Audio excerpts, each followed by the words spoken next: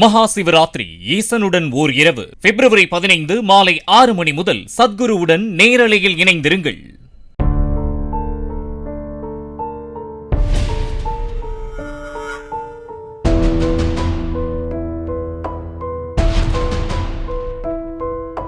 இங்கே 7 இயர்ஸாக இருக்காங்கம்மா. இங்கே பெரம்பூர் வந்து அவங்க 7 இயர்ஸ் ஆகுது. ஆனால் என்ன நைட்டு வரைக்கும் எங்களுக்கு எந்த ப்ராப்ளமும் இல்லாமல் தான் இருந்தாங்க. திடீர்னு அந்த பாப்பாங்களும் விளையாடிட்டு இருந்தது. அவரும் வந்து மேலே ஒருத்தர்கிட்ட பேசிகிட்டு இருந்தார். இந்த மாதிரி ஒரு விபரீத முடிவு எடுப்பாங்கன்ற மாதிரி எந்த சிம்டமும் இல்லை. திடீர்னு பார்த்தா மார்னிங் தான் எங்களுக்கு தெரியும், அந்த குழந்தைங்களுக்கு கேக்கில் ஏதோ பாய்சன் இது கரப்பாம்பூச்சி மருந்து அடித்து கொடுத்துருக்காரு.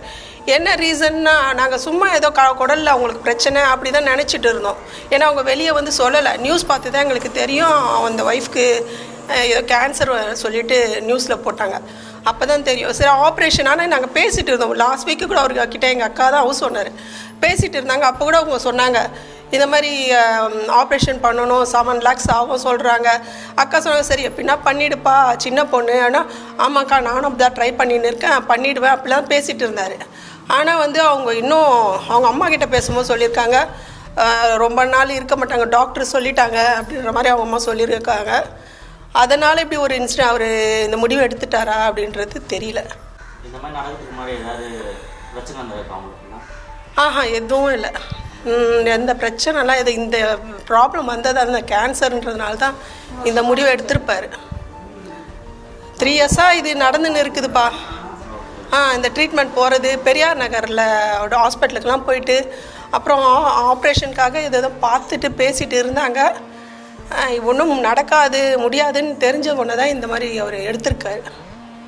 அது ஒய்ஃப்கே தெரியாதுன்னு நினைக்கிறேன். அவர் இந்த கேக்கில் இந்த ஸ்ப்ரே அடித்து கரப்பாம்பூச்சி ஸ்ப்ரே அடித்து பண்ணியிருக்காரு.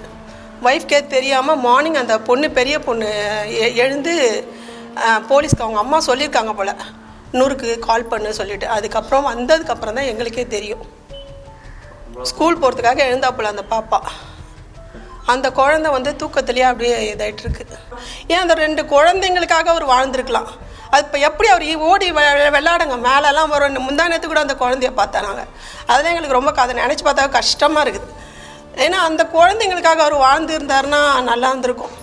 மகா சிவராத்திரி ஈசனுடன் ஓர் இரவு பிப்ரவரி 15 மாலை 6 மணி முதல் சத்குருவுடன் நேரலையில் இணைந்திருங்கள். பிளே ஸ்டோர் மற்றும் ஆப் ஸ்டோரில் இருந்து பாலிமர் செயலியை QR கோடு மூலம் பதிவிறக்கம் செய்யுங்கள். செய்திகளை உடனுக்குடன் பெறுங்கள்.